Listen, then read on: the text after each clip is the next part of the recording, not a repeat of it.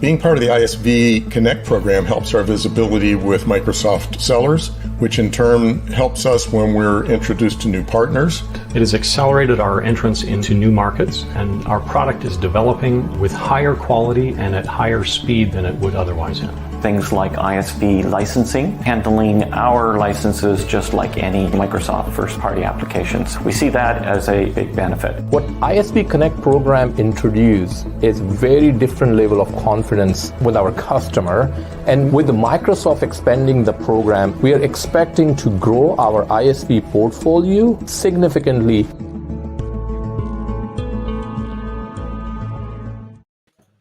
Well, good morning, good afternoon, good evening, everyone. Welcome to another installment of the ISV Connect live show. My name is Brian Galicia. I lead our Microsoft Global Dynamics ISV business here. And it's an honor and pleasure to have Ned from Bambu, another great ISV that recently came into our Microsoft Dynamics ecosystem, on the call with me. But before we get to all the greatness that Ned will share, let me give you a quick housekeeping items and give you, for anyone who's never come across it before, why do we do this and some things that you can do to create engagement. So we do this because we want to provide the ability for people to get to know ISVs in our Microsoft ecosystem, particularly with Dynamics. And Bambu is no different than other ISVs that we've brought on the show. But in particular, the information that you're going to hear from Ned around wealth management or financial services opportunities is going to be something you're going to want to listen to. During the event, please type in where you're watching from. As you can see on the screen down below, we'd love to create engagement and see where people are watching from around the world. Ned is taking this call from Singapore. I'm doing this from Seattle. So this is a global audience. So we'd love to hear and do a shout out for people watching anywhere around the world. The other is that if you do have a question for Ned on anything, feel free to put in the window and then we'll potentially respond to it in the comments. So that, again, it gives an opportunity for Bambu or Ned or someone in particular to give you the type of insight that you might be looking for, just because you're either watching it live or maybe you'll eventually watch the replay. Finally, during the event, if there's some topic that you find super interesting, feel free to utilize one of the LinkedIn icons, either celebrate, like, support, etc., because it gives us an indication that the information we're sharing is actually resonating and provides value. So without further ado, gosh, welcome Ned to the show. Thank you so much for taking the time out of your busy schedule and for investing in the partnership with Microsoft. Brian, it's a pleasure to meet you. Thank you for having me on the show. I appreciate it. I love it.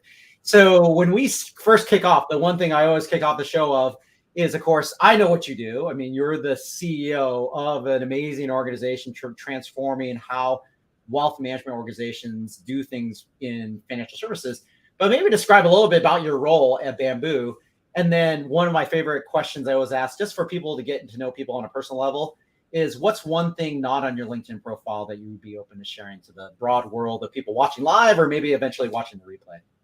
Thank you, Brian. I appreciate it. So it's a great question. What do I do? I mean, when you're a founder of a startup, when you first started, myself and my co-founder, there's just two of you and you have this belief that, oh my, I'm going to build this huge, amazing firm. What you realize is, certainly from day one, a little bit even though I'm CEO and founder, you have to do a little bit of everything to begin with. And as the organization grows, then, more people come in another department. So I've certainly found that from day one to today, obviously it's changed. But to what do I do today? So as founder, I come more from my sales side. So my co-founders from the technical side and myself from the sales side. So, and also from people management. So really for me at the moment, my main role is how do we grow the organization, both from people? How do we ensure that the people who work at Bambu are super engaged? So it's about talking to people, making sure we have the right people on the team, and then also client relationships. So for example, what we're doing with Microsoft, even though my colleague Ajay built the partnership as kind of a leader at the firm, it's super important for me to speak to clients every day, is to understand what projects we're doing, is to understand how people think about our product. So what I do every day, honestly, I think as a sales, Brian, I know we were talking about this before, is about talking to people who I work with, people who we partner with, people who we sell to. So that's what we're doing every day. We have a smaller team, 70 people, and we do have people spread globally. So that's what I do, people and sales. One thing on my LinkedIn, well, Brian, you asked me something I'm passionate about. So I'm a passionate about long distance running. Oh, And indeed, just this weekend, so just 2 days ago, I competed in a world championships of long distance running for Singapore. wow. And ran it's a hard event to describe. It's a last person standing event. You keep doing loops of 4 miles. I'll say it in miles for the American audience, 4 miles every hour, or it's 6.7K until there's only one person left. So I ran 112 miles this weekend, nonstop in 28 hours. And unbelievably, the race started on Saturday. There's still 2 people in Japan running today, Oh, right. and they're getting close to running straight for 4 days. So long distance running.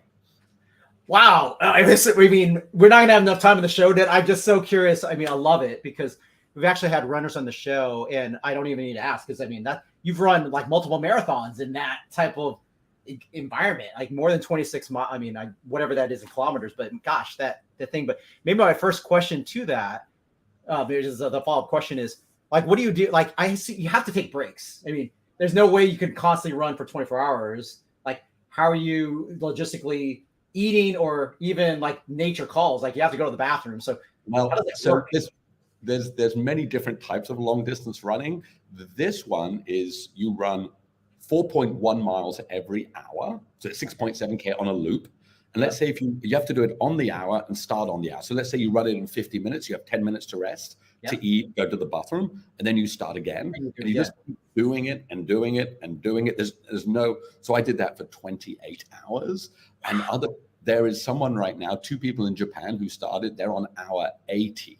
So they're getting close, they're over 300 miles, Brian. So while I know for me running 116 miles seems a long way to most people, in the world of ultra, 116 miles is kind of not bad. So, right? So it's all relative, but the body can do amazing things. You can run pretty consistently for many days if you train your body and your mind the correct way. What an inspiring story, Ned. Because I'm never going to forget that comment. For exercise for me, I do a Peloton, so I'm just trying to imagine. Wow, imagine if I had to do whatever distance in a certain period of time, and then only had 10 minutes to rest, and then I'd have to do it over and over again. And I just think, gosh, if I don't get sleep, I get, as my wife can appreciate, I get really cranky. And so I can't imagine doing that with very little sleep because you only have that small window to just correct again. But well, thank you for sharing that. That's an amazing story. And we all should be inspired because, wow, to your point, the human body and training your mind to be able to do that type of effort, very envious. But yeah, congratulations. That's I sometimes think, Brian, it's like running a startup as well. If you just keep doing it, good things will happen, right? You just got to keep going. Little breaks as a founder and just keep running your startup. Yeah, and I think that's a good pre-read into even just the question I always like to kind of kick us off, and also kind of what we're doing in the pre-show, Ned, is consistency and driving that. So maybe spend some good time to articulate, like you and your partner Ajay and the team, like you built this amazing capability, company, and solution. Talk about like what are the outcomes you drive? Because you think about wealth management, we all have appreciation to it because whether people know they or not, like you're thinking about if you use an official wealth manager or you maybe doing it on yourself. Wealth management is so critical because we all want to save money. We all want to grow. We can't just work for a living. We have to have our money be activated in investments to go do these things. And so it's such a great niche because the wealth manager I work with, I'm not sure what tools they use in their firm, but that's the use case that I think about you guys. So maybe talk about like what are the amazing things that you guys do to transform how financial services and wealth managers think about how they support their end customer? Yeah, Brian, look, I think, wealth is part of everybody's life.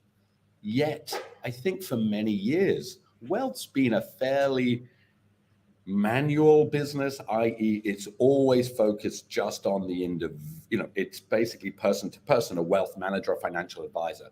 But the challenge sometimes with that is that it's not available to everybody, and you need to have a certain amount of money to be able to get wealth management planning, because planning your money is hard. So what does Bambu do? We've built a tool that helps make financial planning easier and making it simpler. Because if you get the right data, we built something called predictive planning, and it helps to predict what your path in wealth management will be. We understand the client and then say, if you're talking to if you're a relationship manager or if you're a client, you want to understand wealth management. What we've done is to say technology and data can help to predict where your wealth management journey will go. It'll help to give you the right goals and how much you should save for them. And we think this is the biggest change in wealth management, because using technology and partnering with companies, when you deliver wealth management in a technology environment, what you're saying to somebody is, we're going to use data to help get you the right product. When you think about streaming music and streaming television and social media, it's tailored to you. Think about that for wealth management. If your wealth management was as tailored to you as your streaming services, that would be amazing. And I think that's what we really think about. How do we build? So making wealth management, making financial planning easier, and making sure you can achieve your goals. And so that's what Bambu has done. We've built this technology that allows making financial planning easier for the end customer and for relationship and financial advisors.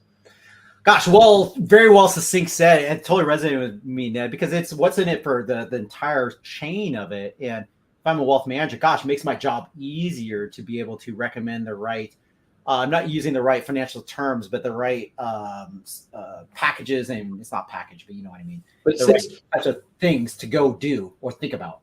Exactly, Brian. And I think it's, I think if you think about somebody who's a financial advisor, their job is to ensure the best outcome for their client. That's right. So in any industry today, trying to get the best outcome, you're using technology.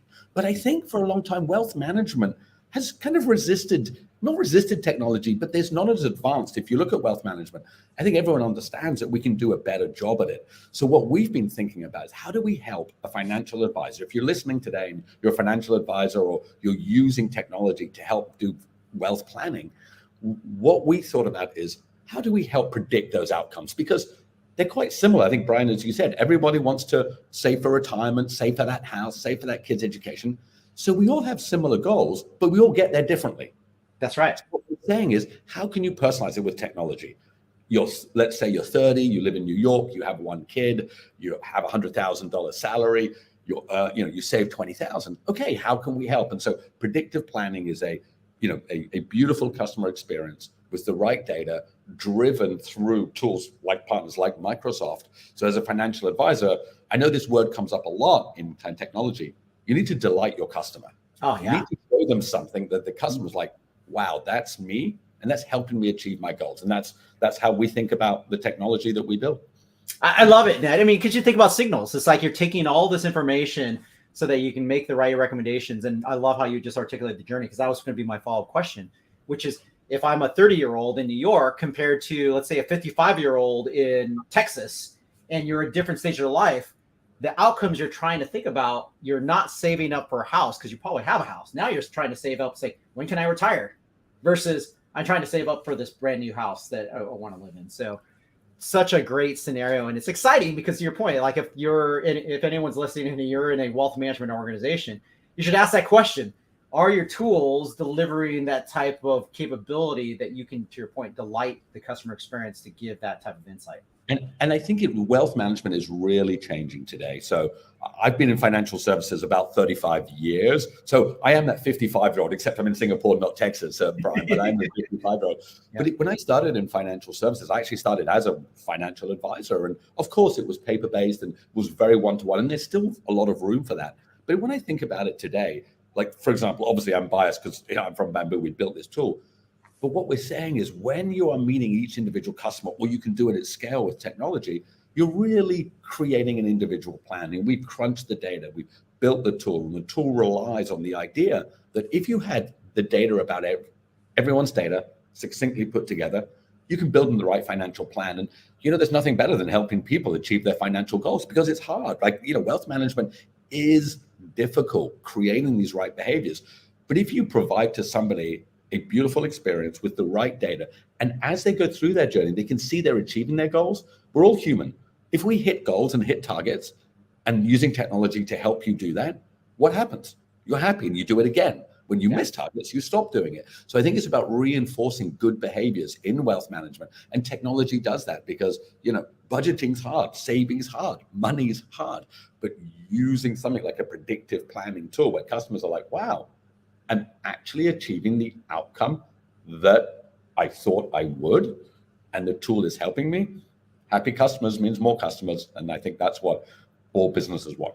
Yeah, gosh, spot on. And I love your analogy of if it's green, you're happy. If it's red, you're unhappy and you're going to de-invest. And maybe that's the short-term or long-term approach. But if you have the right tools and you're articulating the right thing, that personalization comes in so that it gives someone guidance. Say, oh, hey, don't be nervous. I know it's like, because you think about short-term and long-term goals. We're kind of, I'm not sure about in Singapore, but at least here in the US, we're kind of getting into a recessionary type of scenario. So everyone's freaking out and going, oh my gosh, I need to de-invest. I'm like, actually, it's the opposite. You want to invest more because you want to be on that. It's like sell high, buy low. I think everyone in economics has had that type of the experience. And I think if you, to your point, if a wealth advisor can articulate that and give that type of telemetry, everything you just said is spot on. I think so. Look, wealth saving for the long term should be boring. What I mean by that is it's not like day trading, like when the markets are soaring. Wealth management is about the long term, and markets go up and down. And of course, the logic is correct. Would you rather buy stocks cheaper for your retirement or more expensive? Of course, you'd rather buy them cheaper. But our human reaction is when everyone's panicking, what do? We panic with them, right? So that's just a human. Bambu, what we're building is really just thinking about not so much about the gyrations of the market. It is if you can show somebody they're still on track for their long-term goals. So predictive planning is a goal-based tool. Yeah. You want to retire at 55. You want to buy that house. You're saving that amount of money. If you can show that the behaviors that you're doing, saving monthly, how you're doing within your peer group, are other people like you doing this? Let's keep you on track. I think it shows to the customer, and the financial advisor can really show in this technology world, hey, yes, markets go up and down. Yes, all of that is part of it. But really, you're not thinking day to day about your retirement. You should be using these tools for the long term. Well said, Ned. Gosh, we could talk hours. I'm so fascinated by it because it's relatable. It's everything you described is something that we all have that personal experience with. So that's a good lead into. Again, I think that's kind of the lead into like, why did Bambu make the investment with Microsoft? Maybe you articulate like, what has that engagement been like? Because of course, your organization coming in going, oh my gosh, how can I be a successful Microsoft partner? Maybe you could describe a little bit about what's that journey been like, and what are some of the things that are happening in the relationship that are helping both of us grow? Because it's not just we want to onboard an ISV. We want to make sure this relationship across the partnership is successful. And we're seeing that because of the IP, and we'll get that to the end, but the things you have listed, not only in our Dynamics marketplace, but because you're also part of the financial services cloud for Microsoft, huge door opener, different things. Maybe you can talk a little bit about what's that partnership relationship been like.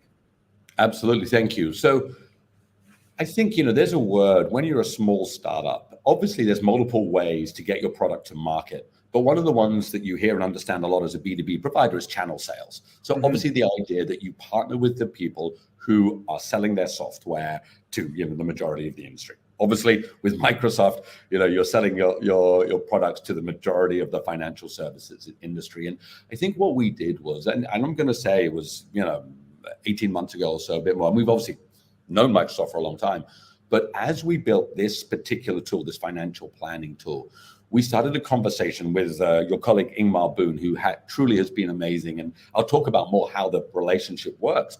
But the idea was that within the Microsoft Financial Services for Cloud and in Dynamics 365, so many financial services companies who are offering wealth management rely on your products. And the relationship started that Microsoft wanted to give more products in the wealth management space. And obviously for us, we're into wealth management. This tool fit nicely into the type of products that Microsoft was looking for. So the engagement started with that conversation. There's a need from Microsoft customers for like what we call digital wealth management. And our tool, predictive planning, which offers predictive financial planning, fit well into that. So we, like all relationships, right? You start with the initial meeting, the calls, Ingmar and team, they came on.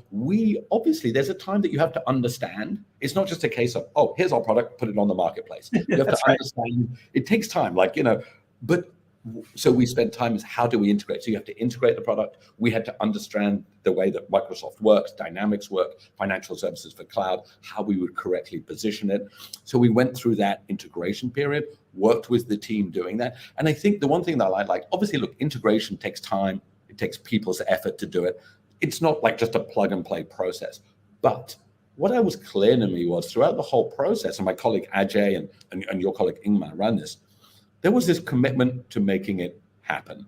It wasn't just here's another ISV, let's just put them on and see what happens. This is because I feel and looking, it's not like just Microsoft partners with everybody and let's just take this spray and pray approach. It certainly feels like this is curated and thought about. So our experience has been, it's very clear why we're on the platform. It's clear what role we have to play. And that's another part. In my career, I've done channel partnerships before where it feels like, you're just another channel partner. What I like about the Microsoft one, it's clearly understood. Even things like this, Brian, the fact that, we're talking in the Microsoft environment about how it works. So what I would say, that's been our experience. And where we are now is we've recently, just got it up and running. And, I can give you some feedback on that as well. But that's been our experience, is that certainly we felt that in the wealth management space, so for us, Microsoft was committed to that. And then it was up to us to understand how to correctly position ourselves, how to integrate to Dynamics 365, how to make it co-sell ready, how to do all of that work. So that's been the experience so far. And it's great having just gone live. Yeah, exactly. I mean, I think everything you said spot on, Ned. And what I love is that not only have you done it in the Dynamics side, you've done it in the industry that's super relevant to what we're trying to do with the FSI Cloud, because that in itself is not just Dynamics. That is pulling together the entire arsenal of the Microsoft Cloud to then add the value to these wealth management pursuits, where your innovation, your IP offers such a critical aspect to things that we just don't do out of the box. That's why ISVs don't exist. So, and I think when we saw it, when you think about FSI, and we think about the number of RIAs, registered investment advisors, wealth management that Microsoft is serving, that's our audience. And we're like, they're already using your platform. How can we get our tool in front of them to be able to use that? And you're right, look, it is, obviously in the US, but I'll say, we're based in Singapore. We're already starting to get opportunities globally from Indonesia, also in the US. So I think it has been that idea that, obviously a partnership evolves every day, but you're right. The wealth management is an area that is relevant globally. And what we hope is that as people are using, Dynamics and FSI, that when they're thinking about wealth management with Microsoft, Bambu can be a part of that. Absolutely. And I love it because exactly spot on. I think wealth management doesn't matter the language, doesn't matter the country. Everyone has some type of currency that they want to figure out their life goals, and how do you do it with tools like yourself. So we know we have about 8 minutes left, Ned. Let's follow up with, there's two other questions left, but the one big one before we take time to wrap up is maybe give us examples. Like you talked about the use case and the scenario. Maybe give some examples that you've been in front of, you and Ajay, because of course you're the CEO and the selling side of it. What are some of the customer examples so far that you've just seen going, gosh, this transformation, because it's early in the relationship, but at least the good news is these conversations are happening. Like there's already demand for everything you described. So maybe you articulate some of the examples of what you've seen so far.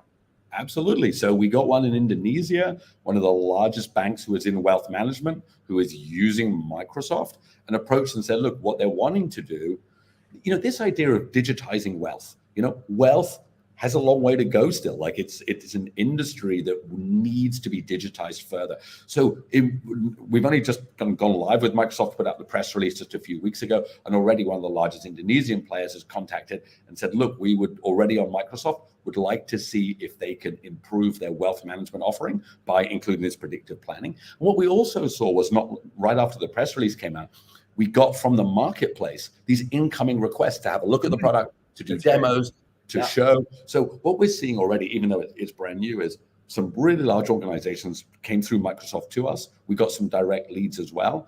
And so it's been pretty exciting. And one other thing, I think, as we improve the relationship, and for anybody who's on the show watching from Microsoft, as Brian was saying, I'm coming from a sales background, and I know as a salesperson, you want to understand the product and reach out. And I think over the next few months, that's what we're really eager to do, is to show how what the tool predictive planning company Bambu, and if you're talking to somebody who's in the wealth management area, be they a RIA in America, a bank globally, anybody who's trying to make their digital wealth management, their financial planning better for their customers, would love to be part of that conversation.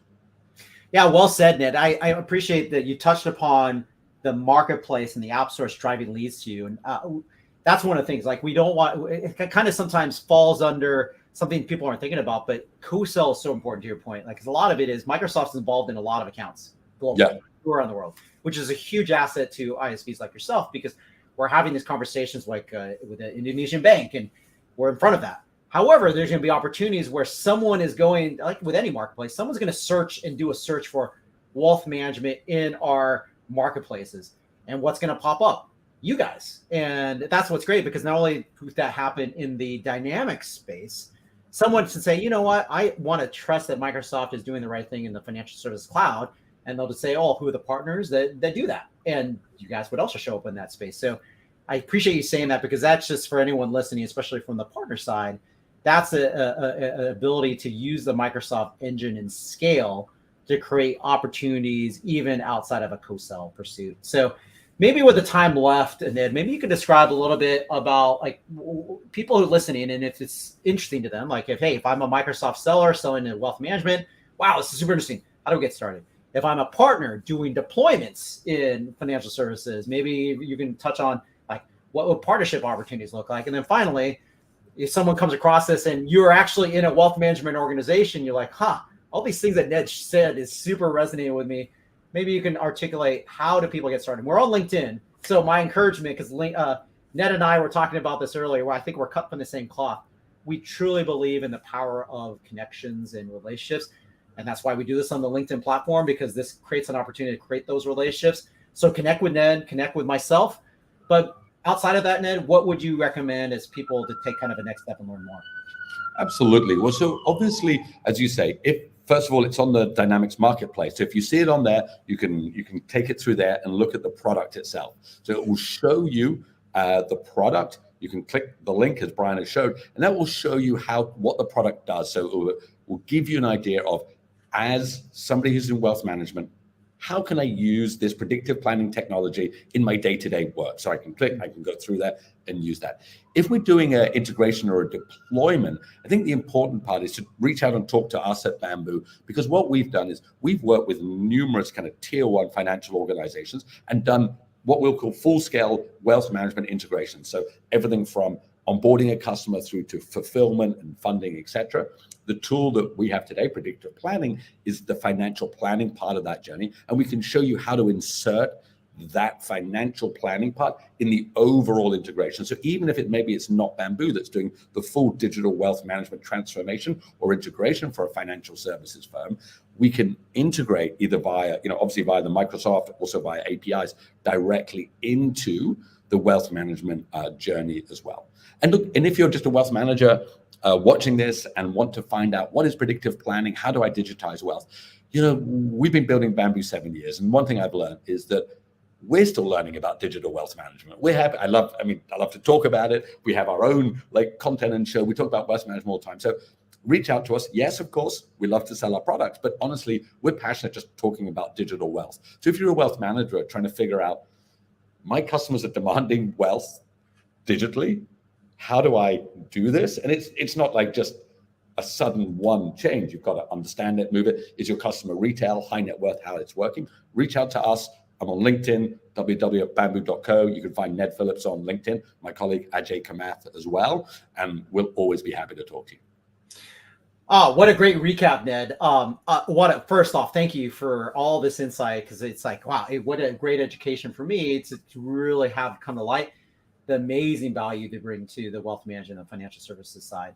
Also appreciate the investment, because again, I don't take it lightly where partners, when we either reach out to you, reach out to us, and we finally decide, yes, we should do some type of marriage of a partnership, truly make that, because it's not just time and resources, it's money too. Like, the people have to spend the time to really think about how's this going to work. And it's good to see that we're off to a good start. Thank you for the comments on working with people on the team. We truly appreciate it. So as we wrap up, team, make sure that you spend, before you jump off this live or replay, stay tuned for about a minute video. The Bambu team had put together an amazing video that really highlights in a kind of a nice scissor reel many of the things that Ned had described. So also, please subscribe, follow ISV Connect Live as a hashtag. Go to aka.ms/ISV Connect Live. It's the YouTube channel for this, where new shows like we're hosting today with Ned at Bambu, or replays of all the other events we've done in the past. That's the easiest way to consume that. So Ned, thank you again for the time. Thank you for also sharing the personal story about the whole marathon thing. It's very inspirational that, like, wow, the human body can do something like that. It motivates me. It's like, wow, I got to get back on my Peloton this afternoon to actually go do a workout, because I'm like, wow, that got me inspired to do more stuff to make my body do that. So anyway, thank you so much, Ned. Any last minute comments before we close up and show the video? Well, Brian, look, thank you very much. I appreciate you taking the time. As maybe just a couple of quick comments. I love content. I think it's the right way to talk about the industry and products as well. And honestly, like, I'll say this: if you're an ISV thinking about Microsoft, like, it's a genuine partnership. Like, it's two-way. Like, we feel super, not just like as a partner today. What we realize is that the reason I think Microsoft got such a great ISV partnership is that they really put the effort in. Like, I know I've repeated it a couple of times. It feels super genuine that it's a partnership on both sides, not just, Bambu's a smaller firm and Microsoft's a bigger firm. But it is, as Brian said, it takes time, effort, commitment. But as a founder of a startup, it's the right thing to do. Oh gosh, people are gonna see the replay. Thank you for the kind words, Ned. Truly, truly appreciate it. So thank you everyone for making the time to watch the live event or the replay. Please enjoy this play and look for the next ISV Connect live event that we'll do every Monday at 8 o'clock. Take care, everybody. Thanks again, Ned. Thanks, guys. Bye-bye.